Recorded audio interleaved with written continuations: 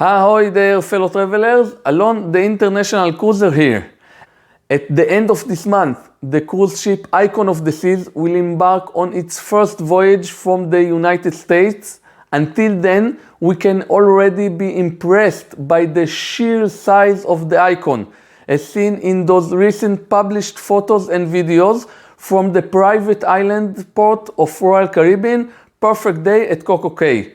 There, the Icon was docked adjacent to the former world's largest cruise ship, the Wonder of the Seas, and stick around till the end of this video as I share the most impressive photo of the two ships side by side, a sight you don't want to miss. The Wonder, the current largest cruise ship globally, weighs a staggering 237,000 tons, stretch to 362 meters or 1,187 feet in length, and can accommodate 6,988 passengers along with 2,358 crew members.